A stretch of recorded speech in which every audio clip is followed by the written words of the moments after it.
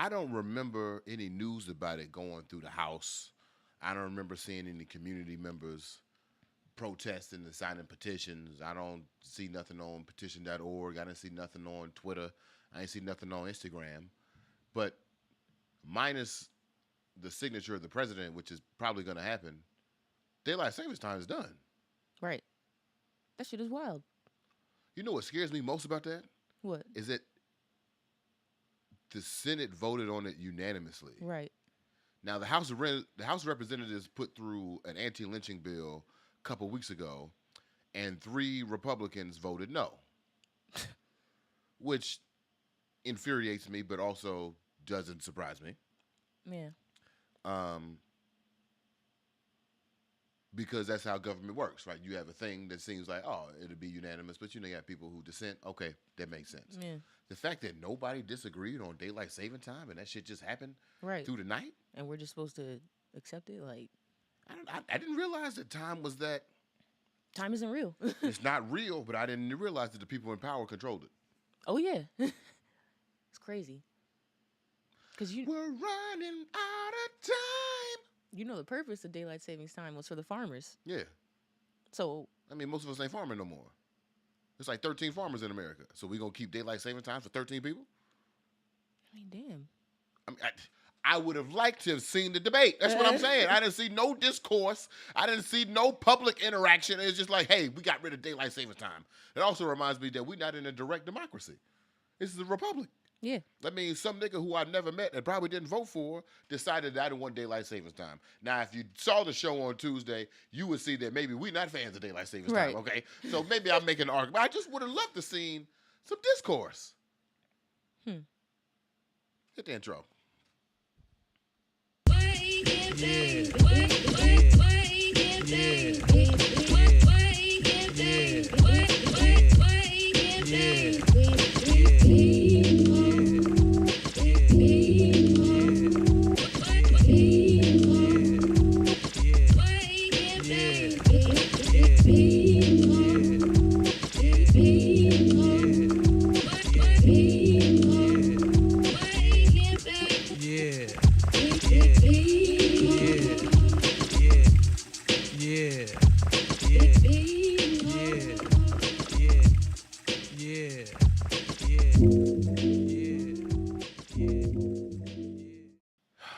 Love that intro. Good morning and welcome back to Who Wake and Make We. Oh. Can I take it again? Can I take it again? Can I take it back? Can I take it back? We gotta start the show over. Go ahead, try. Go ahead and try. Good morning and welcome back to Who Wake and Make We BeMo. Yeah. We are a solution-based podcast. We discuss today's issues and a new blueprints to black culture. We're like Tom Joyner meets Howard Stern with a freshly rolled blunt. I don't know if people get that reference because Howard Stern and Tom Joyner have radio shows that are based on their personality, but actually the individuals who organize, produce, and make the show go are Sybil on Tom Joyner and Robin on Howard Stern. So with that in mind, I'm your host, BeMo. Okay, please say good morning to our Robin, to our Sybil, to the lady of the house. Okay, say good morning. Hey y'all, what's up? And when I say this every morning, but I don't see enough comments. So when we do Wake and Bake with Live, and I seen that you was in the show, but you ain't say good morning, you're not coming in till you get slapped across the face. Pow, pow. People got to respect you. And I'm serious about it. Well, thanks for Say that. good morning to the lady of the house, everybody. This show is proudly brought to you by the Washington Informer Bridge. For more content from a black-ass source, head over to wibridgedc.com or at wibridgedc on social media for more content. I know a new issue is coming out. See, I love when I go to places and the bridge is already there. Yeah. Like it's on a chair, like it's already, somebody's already to cover, which means the cultural institutions that we touch, that we are a part of, that affect the culture of this city, are being covered by the Washington Informer Bridge. Shout out to them. Shout out to the Media Prince who's coming back with another season of What's Going On DMV. Shout out to your boy for being the newest member of the Men in Media. Now, I asked you this the other day. Are we press? Are we the press? I guess so. Yeah, to an extent. I think I should put in the intro that we do not accept the responsibility of being correct. Yeah. We accept the responsibility of doing the work to bring you the new blueprints of black culture, to bring commentary on the things that are happening around us in our space, and to show it how we see it. Now, if we learn new information, that also means we also have the responsibility to say that we was wrong. Right. Right, but anyway, I don't want to get too far into that. As always, donations are accepted. If you want to put it on the blunt, if you want to put something down on the rent, head over to BeMoAuthentic.com/the rent. Put a payment down, goes to my PayPal. Maybe you'll see a nice little alert that pop up on the screen and say, "Hey, thanks for donating." It is a thing, but nobody's donated yet. But I'm not gonna press the wake and bake with BeMo nights. That's not what we do. It's not a capitalism-based show. This morning's topics, we want to talk about a few things this morning. We got some great things. We want to finish up a conversation we were ending last week, quality with Emerald. We're going to finish that conversation. We have our new Paul Robeson Negroes of the Week. Whew. And then lastly, I have my hypocritical thought of the week. But I say we jump right into what you want to start with? I didn't write down an order on the situation, so we can start with the Paul Robeson Negro of the Week, or we can start with Emerald. I think in the queue is Emerald and Quality, but we can start with the Paul Robeson. It's up to you. You want to do Emerald first? Yeah, let's do Emerald first. Is that continuing the Rat in the Kitchen conversation? Let's continue the Rat in the Kitchen conversation. So let's recap, and then I'll bring you back. So on Tuesday, we were having a conversation at the end of the show about quality, right? There's this show that's coming on TBS. It's called Rat in the Kitchen. Play the trailer real fast. Oh, I gotcha! Welcome, chefs, to a culinary whodunit. This March, every week, 6 new cooks compete. Thought I didn't see you now. Except one chef is secretly trying to sabotage them all Holy cow, the sauce was like salt water. and steal the prize. Would you say why that was going on? So stupid. So stupid. So we compared that to a quote that Emerald gave. Now, if you don't know who Emerald is, play the Emerald Bam clip.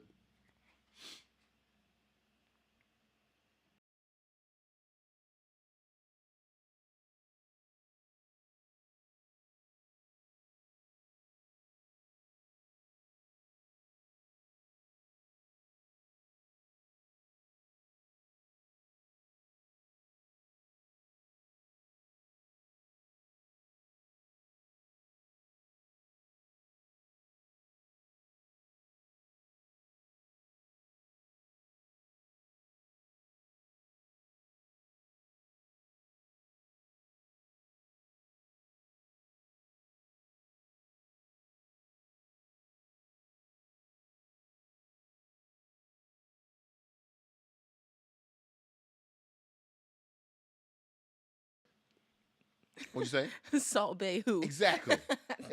Emerald was on before Stephen A. Smith. Just want to give you context on really? that. So when it came to the loud personality on television, I feel like Emerald had the monopoly first. Okay, see how he got his foot. See, you start with a bam.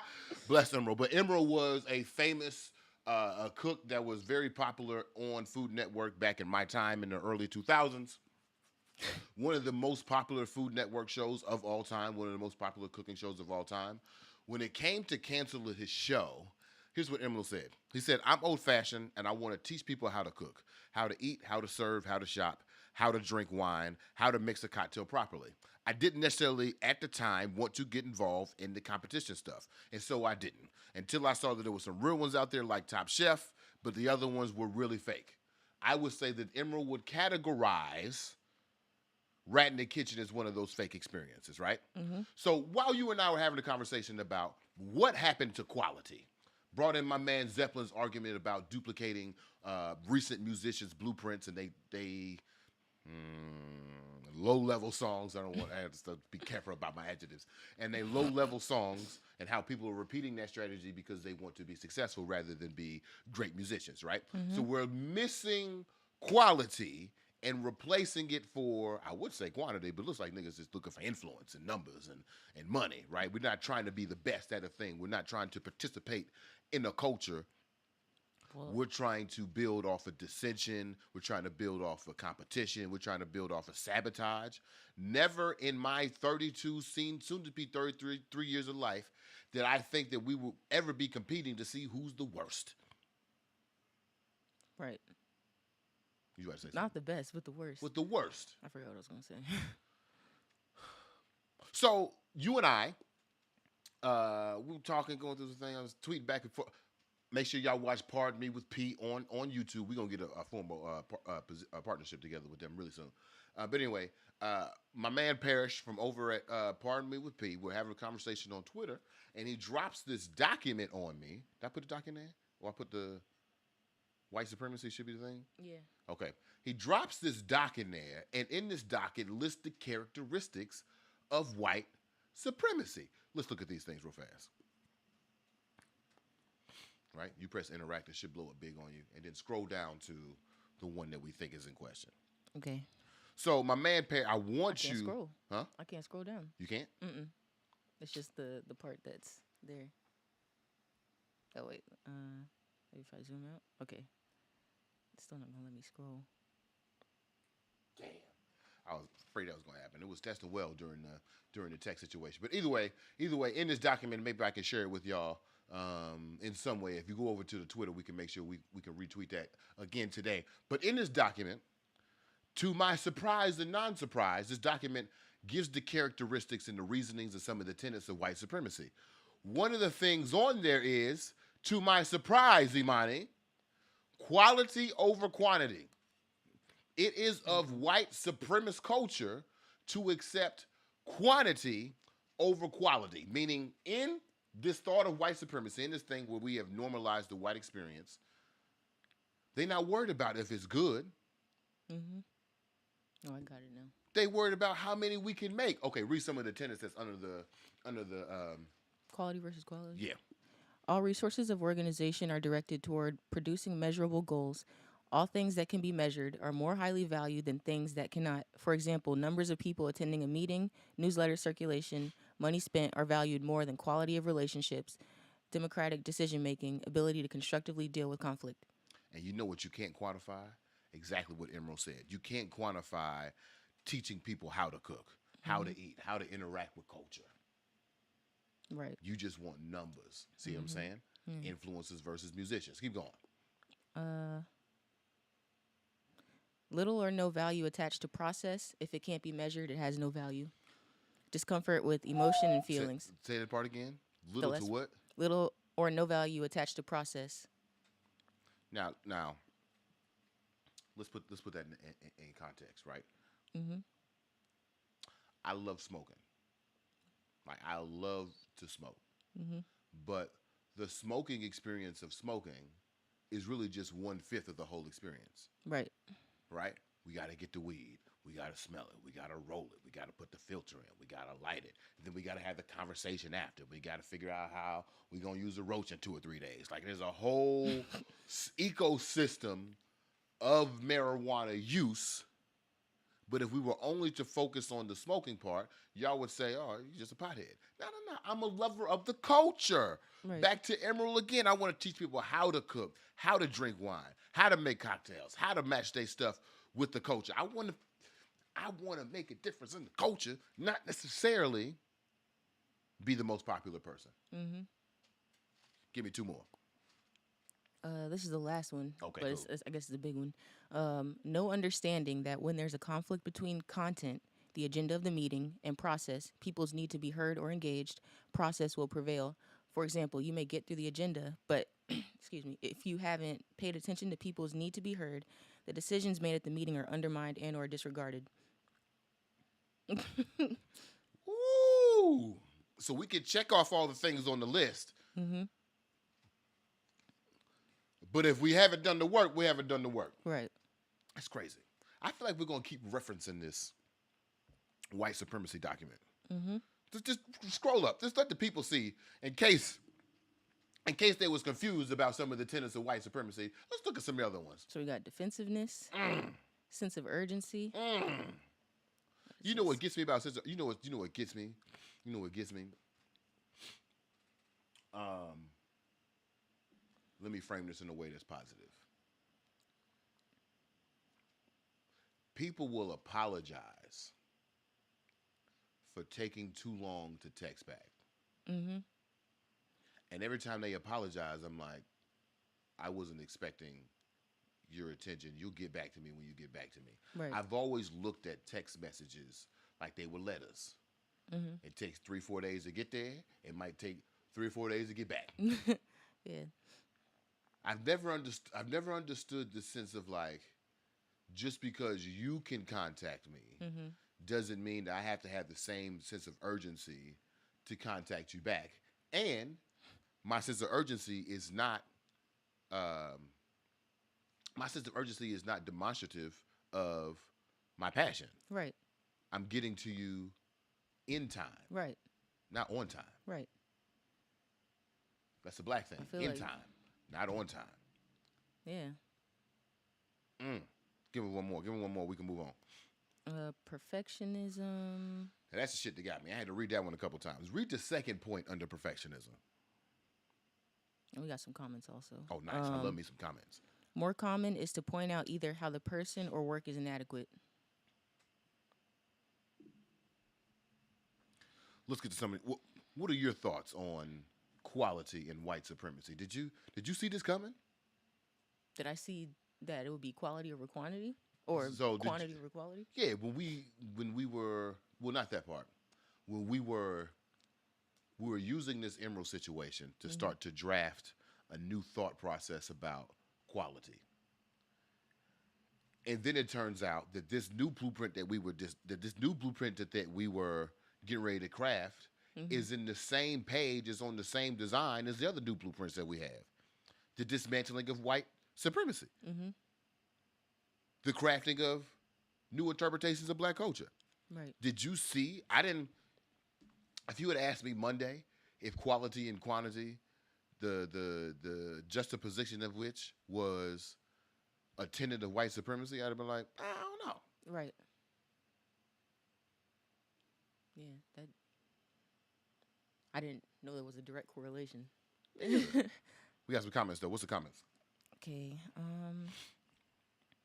Oh, before you get to the comments, to all my people over on Instagram, you can always check us out on YouTube or Twitter. You get the full screen. You can see all the things that are happening in the corner, the full lower thirds. We use Instagram to get your attention, but if you want to travel over to the YouTube, over to the Twitter, just type in BeMo Brown, BEMO Brown, on either one of those platforms. We should pop up and be right there. If not, head over to @WakeInBake with BeMo on Instagram. Click the link in the bio, and you'll see that we're over there. Let's get to some of these comments. In regards to what we were just talking about, Yeah. Kendall says, seems more like a capitalist quality, though. How is quantity over quality inherently white? White is in quotes. I don't know. I'm just following the document. That was actually, if I was going to push back against this document, it would be, well, what the hell is white supremacy? Right. Are we blaming all the trash things that happen in America on white supremacy? Because that's the case, I'm with it. I'm going to be honest with you. I'm with it. Yeah. I'm with the, and is capitalism not white supremacy? Right. So I feel like that answers your question. Yeah. Right? Capitalism, remember, capitalism was built on a principal quality, and you and I are representatives of that principal quality, principal capital. So, Also, yes. we know the people who benefit the most from capitalism Right. in their hierarchy. Yeah. You know what kills me? When niggas don't want to talk about race, they start talking about money. But I know how the wealth gap works. I know who's poverty. Like, I know there's some poor white folks. Yeah, sure. Right. But I know who they talking about. When you talk about crime in poor neighborhoods, you're not talking about the fucking Appalachian Mountains. Right. I know what you're talking about. Right. You're not talking The about fuck West outta here. Virginia. Don't get me started. When you said that, you just reminded me of I've been seeing a lot of people say that since the Ukrainian war has started, Yeah. they've seen a lot of reporters who are white doing the whole this is not supposed to happen to us. And I'm seeing a lot of blonde-haired, blue-eyed people out there, and people who look like my mom. And yeah, they have actually said those things. So, are we in focus? We good? oh, you a little. Okay, you good now. We got any more comments? What else we got? Well, Akila's here. Akila! Kendall says, well, in that case, yeah, I'm rolling. All right, bet. But, yeah, Akila's just saying, like, good morning. Oh, nice. BeMo nights, yeah. Nice. Love partnering with P, those things. And part with B is a man. Yeah. He's a man. Dismantling racism himself. All right. They also said they can't hear us when the videos are on, but do you want us to be heard? Or do you still want us to be muted? Nah, we can be muted for now. Okay. There might be a little feedback. We're gonna work that out in tech Yeah. rehearsal, figure it Okay. out. Because I don't want to wear no headphones. True. And so in order to us to not wear headphones, like we just gotta manipulate the mics from time to time. That's all. Okay. That's all. But roll with us, y'all. We a growing show. We still rolling. What else? I feel like it's a good wrap on that. I feel like we can return back to this. I feel like we're referring back to this white supremacist document that is provided by the name of the website is I can't remember. It is dismantlingracism.org. Dismantlingracism.org. Definitely go check them out if you want to get some more resources or read this document in full. Kendall, if you want to understand white supremacy a little bit more, we can do that. But I feel like all you got to do is, like we did on Tuesday, trust your gut. Yeah. Trust your gut. And if something seems adverse to your culture, that's probably whiteness. It's probably whiteness. Mm-hmm. But it's rolling time, y'all. It's rolling time. I want to thank, today's Thursday, isn't it? Yeah. It's Jack's last day. Aww. All right. We've had a jam of 2 weeks. And I'm so excited. I'm so excited that today's rolling session is being sponsored by the good folks over at Crab Shack Music, okay? Mm-hmm. If you need some mixing, some mastering, some studio time, if you want to put down that track that you've been having on your heart, I think you're pretty, no pretty backside. If you want to go do that, if you want to put down some podcast tracks, you need some consultation on some studio time, you want to put down your guitar tracks or your bass lick, whatever you need to do in the studio, hit my man up at crabshackmusic.com. Huh? We need to go to the studio. We should go to the studio. You put the lower third up. Hit my man up at crabshackmusic.com. Let them know that BeMo sent you. I'm saying it's going to put a smile on his face. We got a jam of the week, the cover of You Just Don't Know How Beautiful You Are. And baby, that's my favorite part. I don't even know the real song, but I know this song. I know this joint. I know Micah's voice. This joint is featuring Micah. You know I'm a big fan over there. Tashira, which 1000% Tashira fan page over here. We like what I say on Tuesday. We like power. We like power. Patience is in there. Jack is on the drums. Mark Meadows, who, if you didn't listen to last Tuesday, put me in the mix, damn near dunked on my punk ass, is in this video. Yes, somebody in this video damn near dunked on your boy, okay? Damn, I'm supposed to be dark-skinned and tall. I'm not supposed to be getting beaten basketball by a light-skinned, curly-haired dude. Come on. Wesley Snipes would be disappointed in me. I'm sorry, Wesley. Anyway, today's rolling session is being sponsored by crabshackmusic.com. Make sure y'all go over there, but also check out this wonderful cover, again, featuring some of the greatest musicians in the DMV area. We'll be right back with more Awake and Bake with B. What? Mo. Yeah.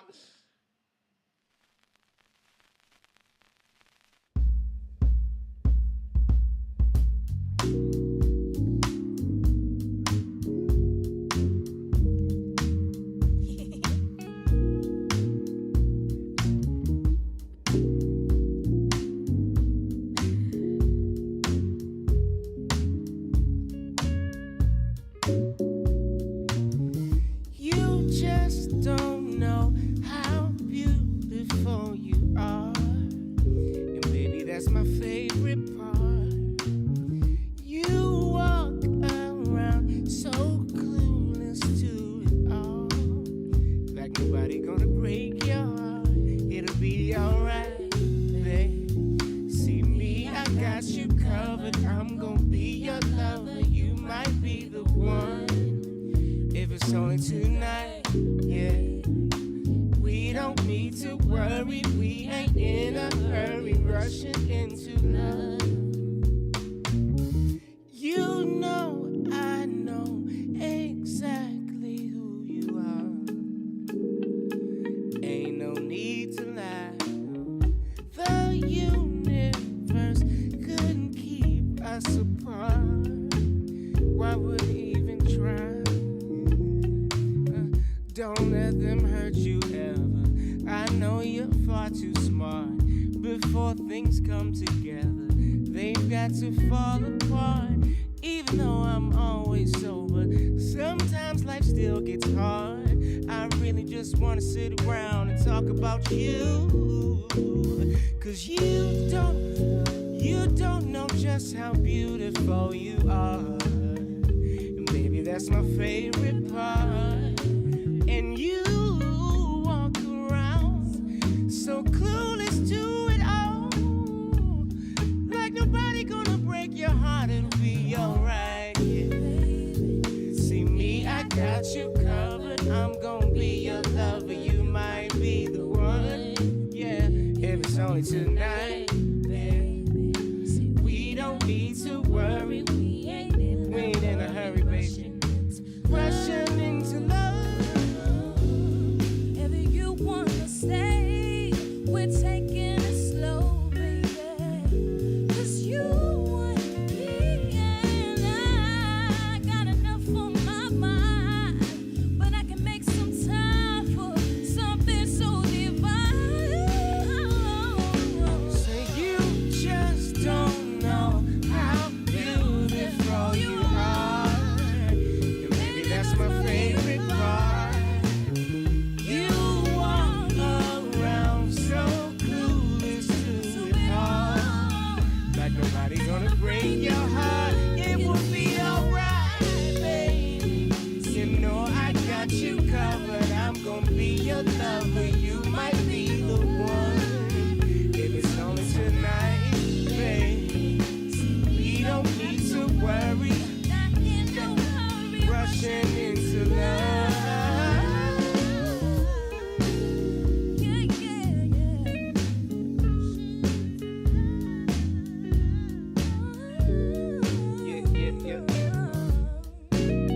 Ladies and gentlemen, this is Crab Shack Covers, courtesy of Crab Shack Music.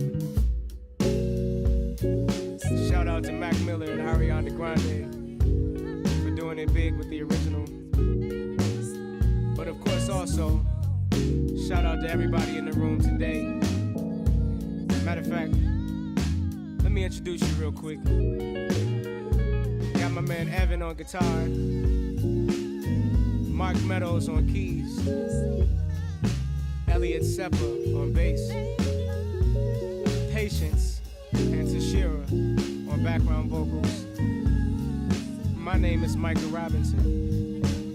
But most importantly, I want to introduce you to my friend and brother. I call him JK, but you may know him as the next drummer you need to know. You may also know him as Mr. Crab Shack Music, or simply, you can call him what what his mama and God calls him, or the IRS. Ladies and gentlemen, Mr. Jack Kilby. Thanks for listening. Thanks for your time. So much love in the room right now. We just wanted to share it with you. Hopefully you pass it along. Peace.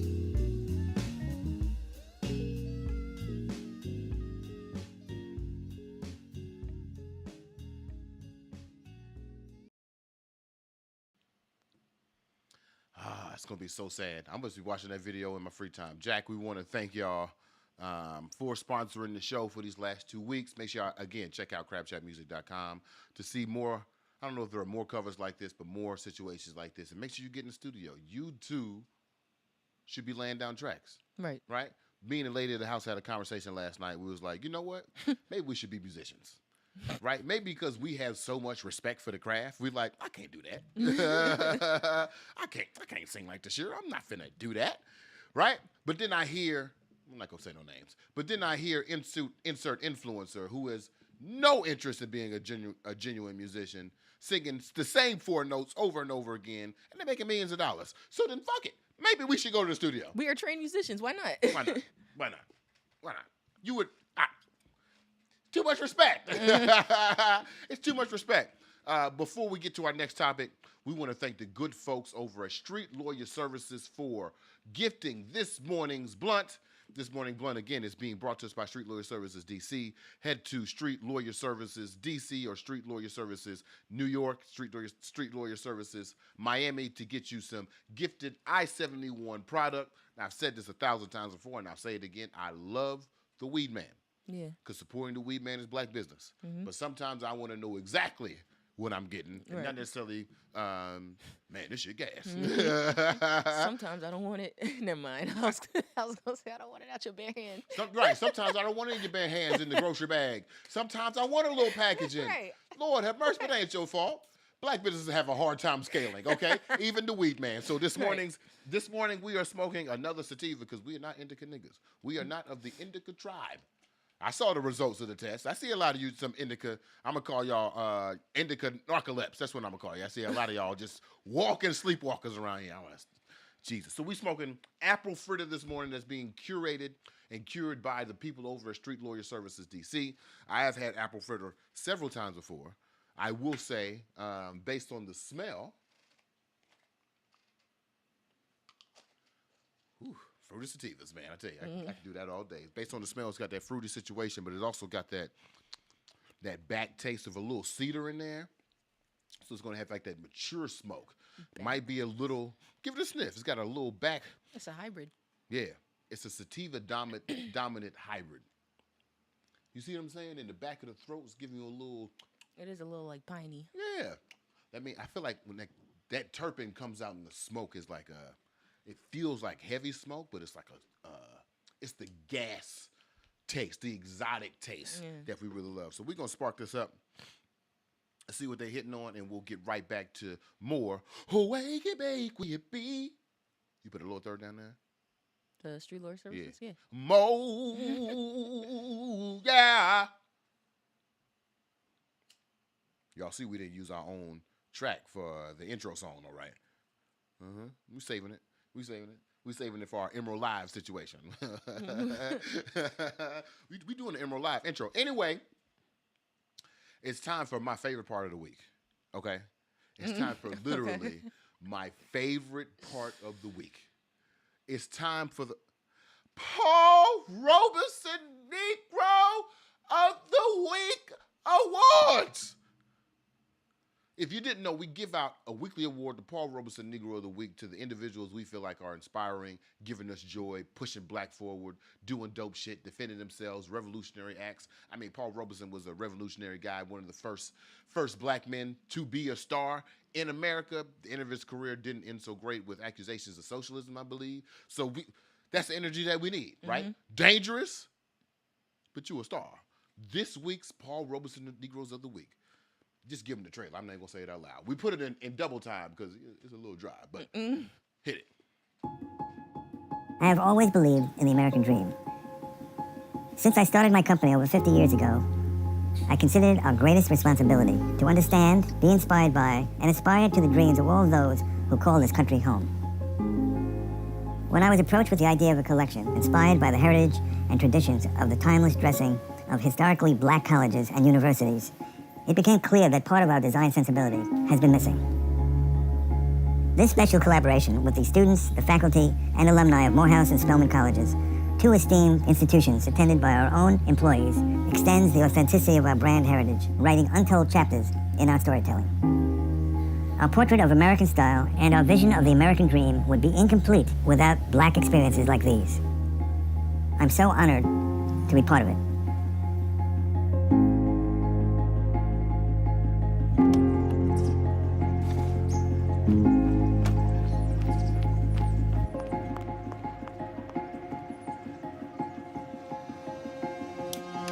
The significance of the black aesthetic at HBCUs from the 20s, 30s, 40s, and 50s has a lot to do with self-determination. which is one of the main reasons that so many of us choose to attend HBCUs and to educate our children in HBCUs.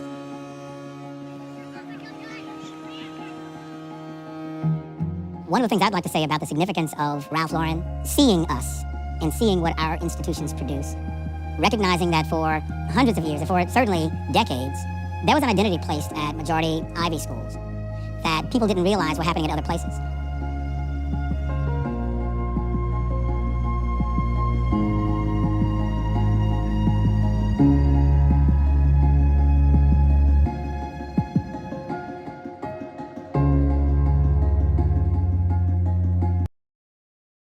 Look at these beautiful, beautiful black people. Our Paul Robeson Negroes of the Week. It ain't Polo. It ain't even Morehouse. Our Paul Robeson Negroes of the Week, in case you haven't heard these names, are two individuals. The two individuals who brought this thing to life. Mr. James Jeter and Dara Douglas. Paul Robeson is smiling down on your beautiful black bougie asses. I love it. I motherfucking love it. My Jack and Jill 5-time debutante ass. What? My traditional Howard upper middle class lived on the white side of town breaking color lines ass. Sign me the fuck up. Sign me up. I was laughing because it went all the way up to the end of the red.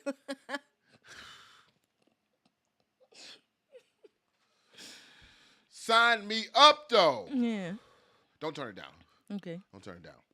Because I think it'll work. I think it'll work out. Okay. Yeah.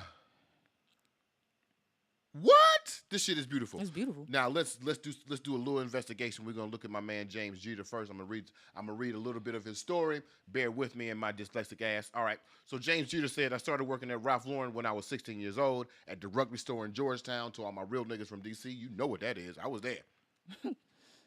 If you knew me then, do you know all I wore was rugby, polo, and all the vintage clothes that I could find? I didn't realize it at the time, but that after-school job would end up shaping the next decade of my life and serve as the foundation for the collection and campaign that I'm proud to introduce to you today. It has been the honor of my life for Ralph Lauren, the man, to trust me with the brand and the employer with the creative freedom to conceptualize, creatively direct, and design the Ralph Lauren the Polo Ralph Lauren exclusively for Morehouse and Spelman College's collections and campaign.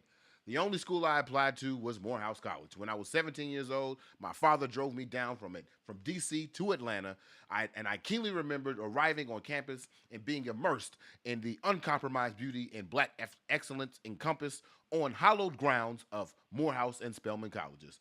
Nearly 2 years ago, I began designing several creative presentations that served as an exhibition into the cultural traditions of the cultural traditions of African American life, which I shared with Ralph, called him by his first name. I drew photographs from Morehouse and Spelman's yearbooks from the 1920s and 1950s, reminiscent of the beauty that I had witnessed upon arriving campus. The images above would become the inspiration for the designs and overall foundation for the collection. Beautiful. Let's read a little bit about my girl Dara Douglas, co-Paul Robeson Negro of the Week, who was the director of inspirational content at the Ralph Lauren Library, historian, academic work. Okay? Her title isn't director of diversity, inspirational content. Just based on our LinkedIn, we couldn't find a picture. Don't seem like Dara wants to be found, so we can respect that. She's an experienced archivist, collections manager with a demonstrated history of working in museums and private collections. She's applied museum best practices for over 50,000 plus pieces. Multicultural, corporate, heavy circulating textile and costume collections. She creatively addresses a range of private collection problems from conservation needs, storage solutions, and pest management. That's right, your girl out here stomping the rats out to keep the art safe. That's real, because I ain't doing it. And she's very experienced with updating archive databases and metadata, which means she's taking it over into the digital world. These are our Paul Robeson. I'm so proud of these two individuals. Right. They seem so young. James is the class of 13. That's crazy. That's your class? No, What's that's your class? when I came in. Oh, okay, for sure. It's 2 years after I was. Well, I should have graduated in 2011. I graduated in 2012. So the next after me, I should have graduated in 2017. You know, it's the fifth. Yeah, Right, yeah, right, I took a fifth. I took a right. fifth. As the white people would say, I had a, what was it called? When you take a break for a year. Sabbatical? I had a quick sabbatical. Yeah, I had a quick sabbatical. I had to take a leave of absence from my education for a moment. I need a break. I need a gap year. I had a gap year between my fourth and fifth year. Yes, that's Never actually left, but you know. I was gapped though. Yeah, man, I was gapped. Right. I was gapped though. So these two of my Paul Robeson Negroes of the Week, I want to award them for bringing this thing to life. I think it's what a story to go from an after-school job, which I'm wondering why he had the after-school job. I wonder if it was a necessity or if it was an interest. And either way, and he's from here, so I wonder where he's from here. I don't know too many black people who live in Georgetown, who live in that area. So my man was traveling to Georgetown to go to the rugby store, which was popping if you never went, to go to the rugby store, work there, and then continued his matriculation all the way up to a partnership with Ralph. Isn't that what we want? Right.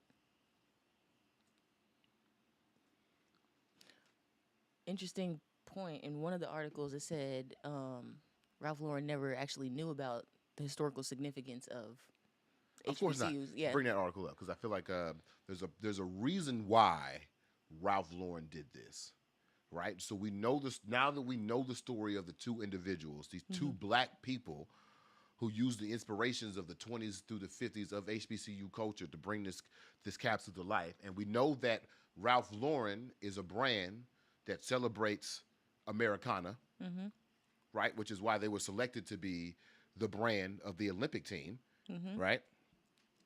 But why? How did this happen? Like, how did this connect happen? Because Kanye was in pink polos a long time ago. How come there wasn't a black collection in? What happened? Well, it was really the Black Lives Matter movement. Talk about it. You got the article up? Yeah, I'm scrolling now. Let's see. This shit fly. Huh? It's fly. Yeah, shit's hella fly.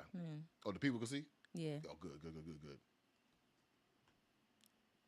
least I hope so. Oh, I hope some of y'all got some comments because I know the Instagram and the Twitter was blowing up. I hope some of y'all got some comments now. What we looking at? I can't see, so you got to talk us through. Okay, the campaign comes after the label promised in 2020 to, quote, deeply examine bias across its company and practices. Among a host of commitments, which included giving leadership roles and fair benefits to black employees, investing in education and supporting non-government organizations that support communities of color, the label pledged to examine how we portray the American dream and use our brand voice. And the latter promise included a commitment to use black models in at least 20% of its marketing and advertising. But I don't think this is the article, actually. It might be the other article. No, that's what I wanted to hear you say, though. That's what I wanted to hear you say. So, it's been a year now, so I can tell you. At Creative Theory, which is one of the places that I work with, we did a data report. We did an investigation and survey on if brands were keeping their promises or if black people actually wanted what brands were promising back during that summer 2020 when niggas lost their mind and now they try to give everything away, right? Right. So we did that survey to find out if people could be held accountable. I didn't do polo specifically, but one of the people that I looked up was Levi. Levi said at that time in 2020, they said, oh, we internally looked, and it turns out that we ain't shit. I have visibly seen, I have to do like intrinsic research, but I have visibly seen Levi partner with and do raw representative work for the black demographic, right? So it's I'm very careful to say this. It's very cool that this white institution looked at itself, said, oh shit, we are part of the problem. Right. Let's do something about it. Right. James said he'd been working on this for 2 years. 2020 was 2 years ago. Immediate action then. Right. Something happened quickly. Right. I don't know how James made the connection. Maybe he was already pitching the work. Ralph heard it. You said Ralph didn't even know. Right. Yeah. James educated him on it, which is what made the collection come to life. Let's see if I Okay. can find that. Do you want me to? Yeah, keep looking through the article. I'm gonna talk through it. So I want the people to see, because the pictures are in the article. So I want people to be able to see the situations while I'm talking about it. Company looks within itself, see that it's not doing the work that it think it's doing, takes the first step. And the first step is to educate Ralph Lauren on the history and traditions of our institutions, so that can be considered within the Americana tradition. Now, as I'm saying this out loud, I recognize that there are thoughts like, okay, that's cute, but what that mean? Right. I want you to bring up these tweets. Okay. I gotta close this then. The article. Dr. Carr says, Ralph Lauren should have heard my students dissecting their profit-driven fashion Morehouse / Spelman mashup. Companies companies mining black spaces for #woke profiteering should profit share with victims of state violence, not enhance growing class cleavages in Black America. Yeah, Okay. right. Okay. Right? Cute, but how does this free us? A student challenged him. Press the eyeball on tweet 3, I think. Or tweet 1, I'm sorry. Oh, my bad. Wait, you said tweet 1? Yeah. Okay. Read that one. So if a Howard alum working at, say, Gucci came to Howard and with agreement from Gucci to do a line specifically for Howard, with further partnership and internships and scholarship opportunities, would Howard turn them away? Valid question. Right. Press the eyeball on tweet 2. Dr. Carr says it's how capitalism works. Of course, that's a problem in itself, but that's going to persist until it doesn't. It shouldn't be celebrated and claimed by those who embrace it. Don't message that as attempts to build structural movements for social change. That's contemptuous. So, right. So, actually, my one, and if you can find this in the article while I'm talking about it, my one bit of criticism for this capsule, my one bit of criticism for this collection is that they chose to, this is going to sound crazy, right? But if you've done the work, follow me, right? If you've done the work, you'll follow me. My one criticism of the situation is that they felt like they had to donate to the cause in order to incorporate the Black experience into their archival Americana experience. Right. That may be like a disrespectful thing to say now. Like, how dare you donate to HBCUs because you're using HBCU things? You got to. In the climate of things today, if you're going to use the image of Blackness until the reparations come, until that financial equity comes, until this wealth gap is closed, until the opportunities are there equitably, you got to sprinkle a little money on the, you got to put 20 in the maitre d's hand. You're damn right. Okay? And I'm not shamed about it. But I feel like the radical, equitable future is we don't got to do that. You don't have to be part of the cause to be considered or to be respected, to be enamored by the people who are majoritarily, at least in the white sense, defining what Americana culture is. Oh,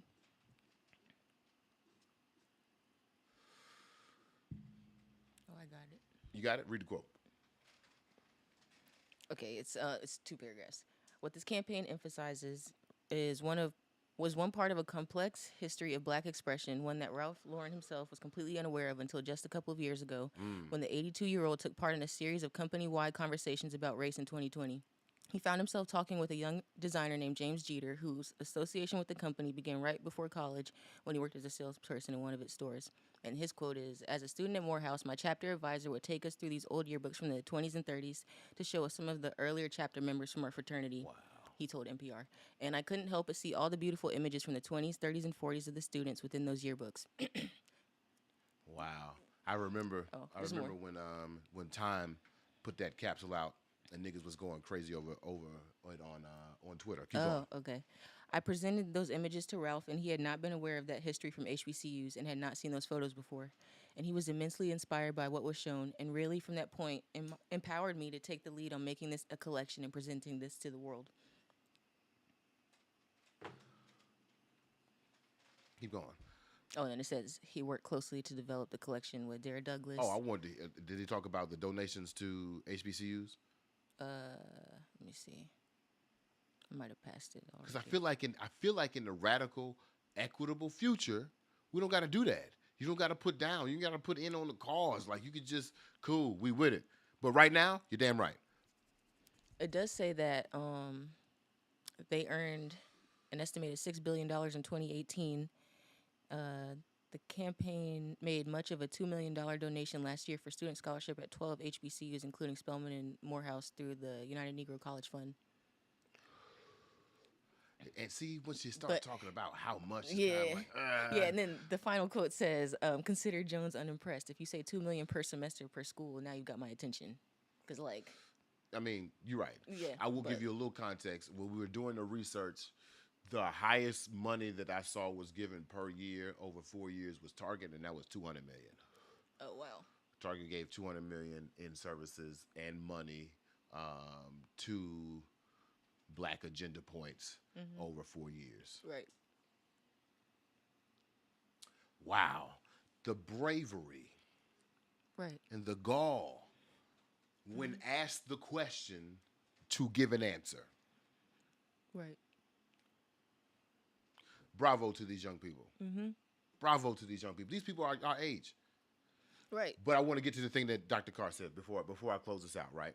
The last tweet that he said is, let's not message this as if this is the answer, as this is the end point to the revolution. No. Right. Is the sweatshirt fly? Absolutely. Is the concept dope? Absolutely. Is the connection between and the partnership between Morehouse and Ralph Lauren dope? Will I be spending my money on March 30th for this stuff? Absolutely. But will this free us? No. Right. I might wear it to the march. I might have the pants on when we sign the freedom papers. I might shine my shoes when we get reparations. I might pull up my socks when capitalism fall. But will this capsule free us? No. Will it free our two Negroes of the week? Absolutely not. I got a burning question for Uh-oh. you. Now it's time for the burning question of the road, child. Okay. No, this will not free us. Yeah. But do you think that this will be the catalyst or maybe the starting point or No. anything to begin the conversation? Nope. No? Nope. Well, damn. Capitalism will not free us. It's as simple as that. As wait. a lover of capitalism and neo-capitalism, I have tried to work it out, but we are the capital. Yes, okay. I agree with you. Go ahead. But if capitalism won't save us, if we received reparations, what would that do if the capitalism won't save us? So if we receive reparations, then at least we have received an apology and a financial restitution for what we have created in this country. Yeah. So at least at some point, we'd be equitable in the capitalistic game. So it wouldn't be an automatic. So when we say poor communities, we would be talking about the Appalachian people in the white people in the mountains who get their kids Mountain Dew. That's who we would be talking about. We wouldn't be code for urban communities. Red lines would be the richest communities then. That's the difference. Okay.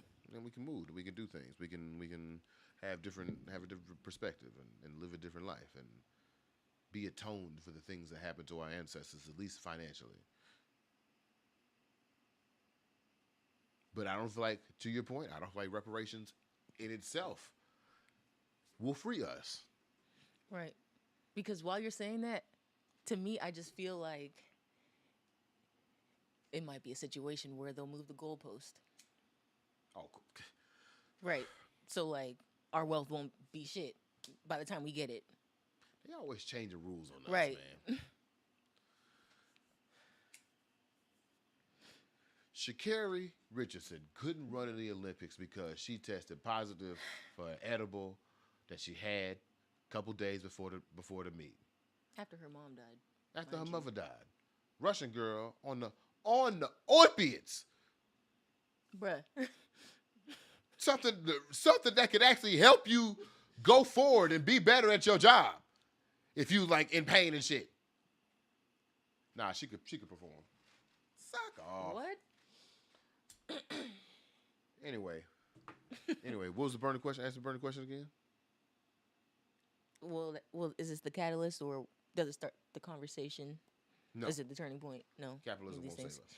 And then Owen says, "Is this on the path of freedom or does it distract from the work?" And then also, welcome to the dark side. I want you to pull up the white supremacy document. I want you to pull it up because now I feel like it's the first time I can use it in action. Oh, here we go. Okay. Oh shit.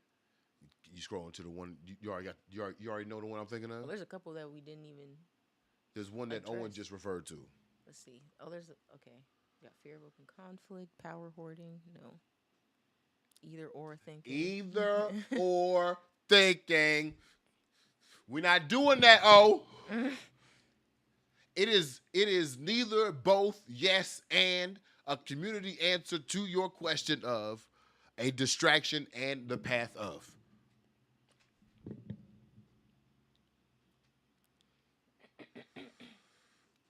Who knows?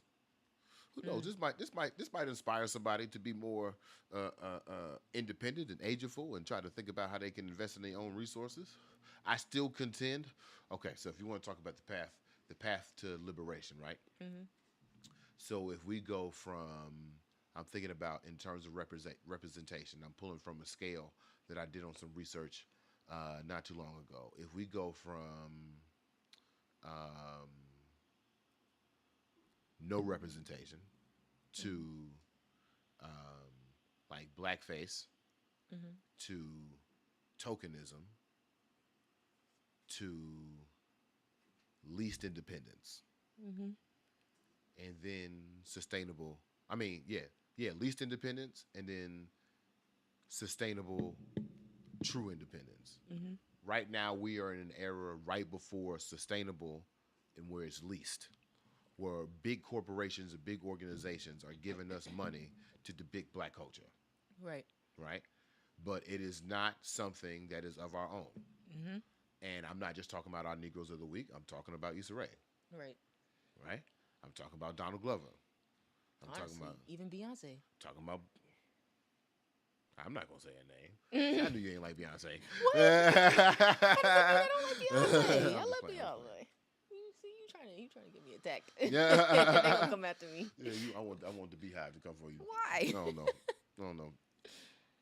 So as much as I love these situations, I feel like we're in this era, like, you know, we're getting paid these big monies to do these very cool black things. But is it the answer? No, it's not the answer. And even the answer is not the answer. The answer is just part of the answer. Wow. Wow. Yeah. I feel like I'm going to be crying like Randy Moss when I'm 45. I just got that feeling. I'm trying not to have that thought, but it feels like it's going to be that thing. It feels like I'm going to be crying on TV because they still got racism when I'm 45. Man, I surely hope not. But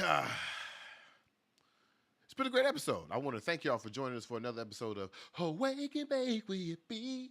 We had one more topic, and the topic was I'm tired of learning. I'm gonna save my hypocritical thought of the week for next week, but I'm gonna leave it with the spicy thought. I am tired of learning. Like I am. Don't get me started. Yeah. You can check us out on Spotify, on Apple Podcasts, or wherever you listen to podcasts, BeMoAuthentic.com. Check out the replay, which is going to be instant on Twitter. So check me out on Twitter at BeMo Brown. We're also on YouTube. The channel is Wake and Bake with BeMo, or is it just BeMo? I think it's just BeMo. I think it's just BeMo. I think it is just BeMo. It's just BeMo, yeah. Capitalize that M, baby. Capitalize that M. I winked at the people. Nobody saw me. I winked at the people. Anyway, thank y'all for pulling up. Don't leave. Don't leave. Don't leave. Don't leave. Don't leave. Don't leave. Don't leave. Don't leave. Don't leave. Don't leave. Don't leave. Don't leave. Don't leave. I have a surprise for you. Wait, did I actually put it in there? Come sit right here. What? No, I got my scarf on. Oh, man, did I actually put it in there? What's up? Damn. I didn't put it in there again.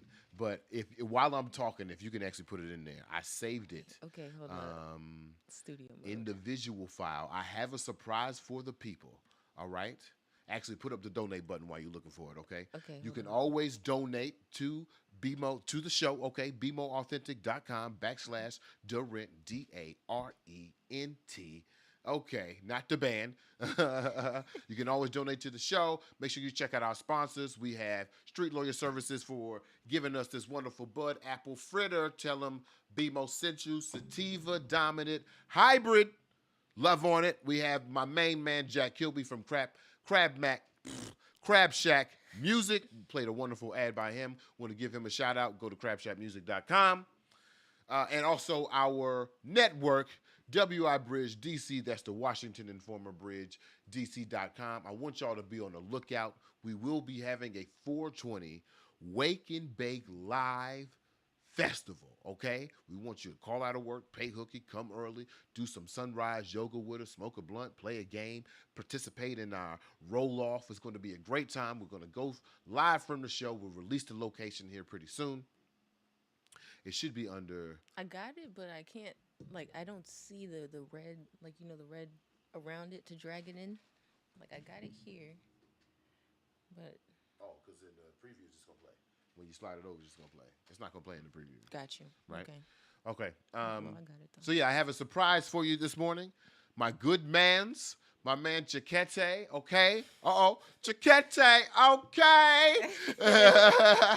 My man Cheakaity released his video for Inamorata. All right, that is Girlfriend Tonight and I Want You, his single pack from like a year and a half ago. I'm so glad to have done some location scouting for the situation, but I take no credit. All right, I take no credit. I just want y'all to know when I play this, the moment that I press play right now, okay? From the moment that I press play right now, the Renaissance has started. I tell them, when the lady of the house slides this little thing on OBS from one side to the other side, the Chocolate City Renaissance has officially begun. We have been bubbling. Yeah. The whole foundation. The streets laced with gold. My nigga Micah, Framer, Yash, Blackstone, Alex Vaughn. These niggas are Foots and Coles. These niggas out here doing great things. Panama, Reggie Valiant. These niggas out here doing. We have been bubbling. Yeah. And I love go-go, okay? Yeah. This ain't that. No. Okay? I love punk music. Yeah. This ain't that. This is soul, baby. Yeah. Okay? The Renaissance, when she slide that button, I'm telling you right now, when she slide that button, it's over. No more incubation. Oven preheated. It's ready to go. It's ready. Cookies out the oven. Milk poured. When you slide that button, I swear to you, when you slide that button, the Chocolate City Renaissance is upon us. And when they ask in 100 years, I want the Wake and Bake with BeMo Nights of the future to say, he said it. He said it. He slid the button. It's over. Are they ready? Are they ready? Ladies and gentlemen, I want to present to you,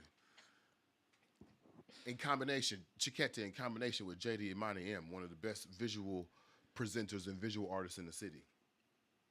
Mm-hmm. Featuring some of the best artists in the city, some of the best creators in the city. Ladies and gentlemen, I want to present to you Cheakaity's I Want You.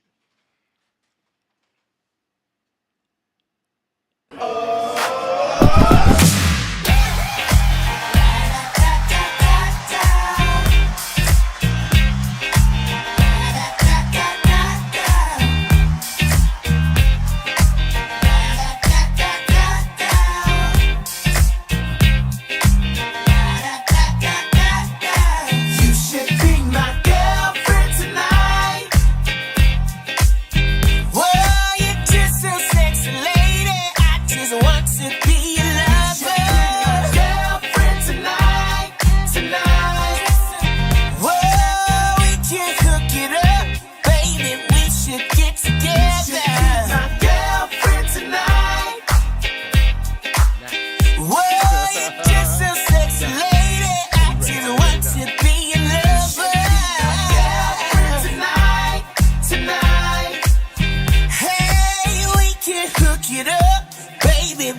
should get together.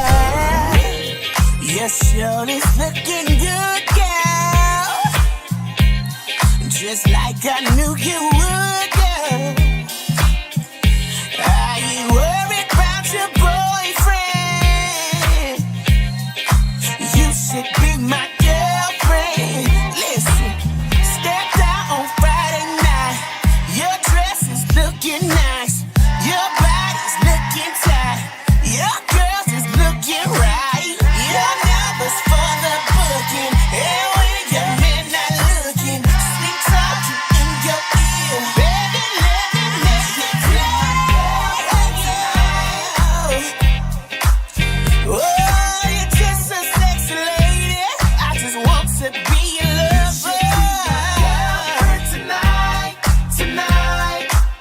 Hey, we can hook it up. Baby, we should get together. Tonight. Oh, just so sexy lady. Want to be your lover. Girlfriend tonight, tonight. Ooh, you're just so sexy lady. I said we should get together.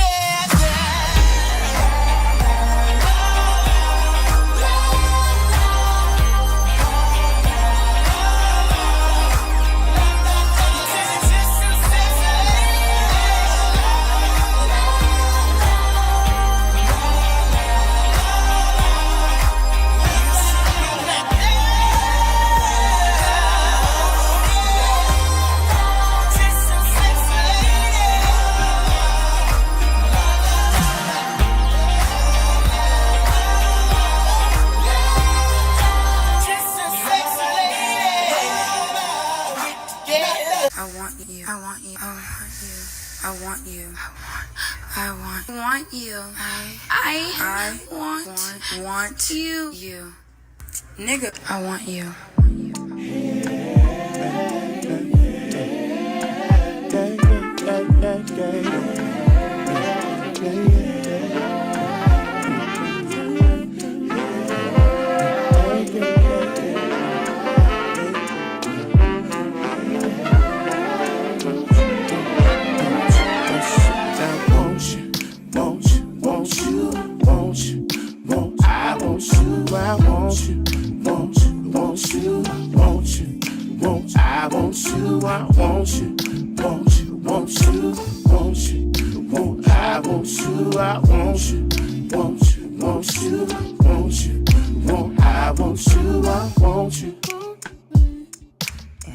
I really want you, babe. I really want you, babe. Sometimes I wonder why you don't want me, babe. So won't you come my way? Fuck what your daddy say. Won't you bring it back? Won't you let me keep you say I want you, want you, want you, want you, want I want you, I want you, want you, want you, want you, want I want you, I want you, want you, want you, want you, want I want you, I want you, want you, want you, want you, want I want you, I want you.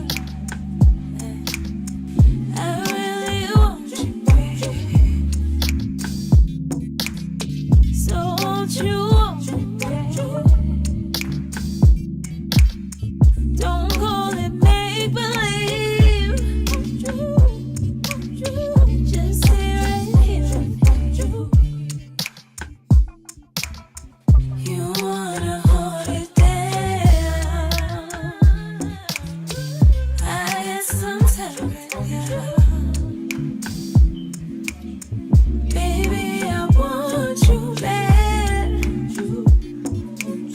So won't you want me, baby? I want you, want you, want you, want you. I I want you, I want you, want you, want you, want you.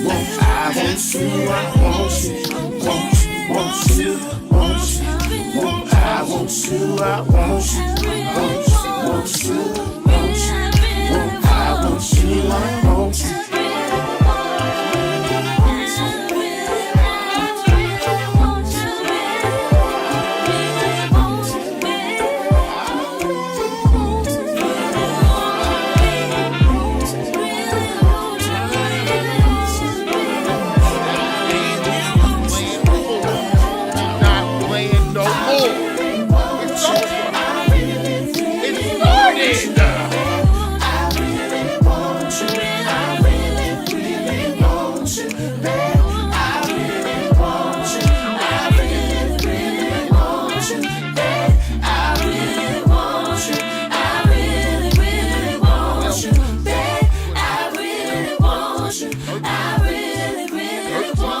I don't know what day that is.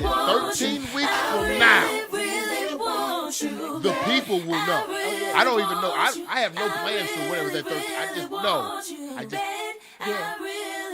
feel it. Okay. 13 weeks from now, they're gonna be like, "Oh shit, something happened." And I'm gonna be like, "Yeah, it did.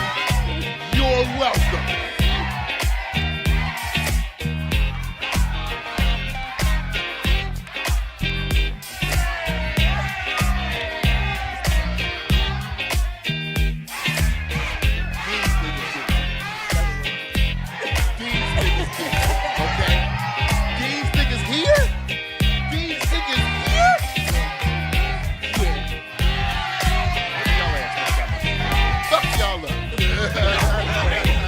So damn good. Whoop y'all ass.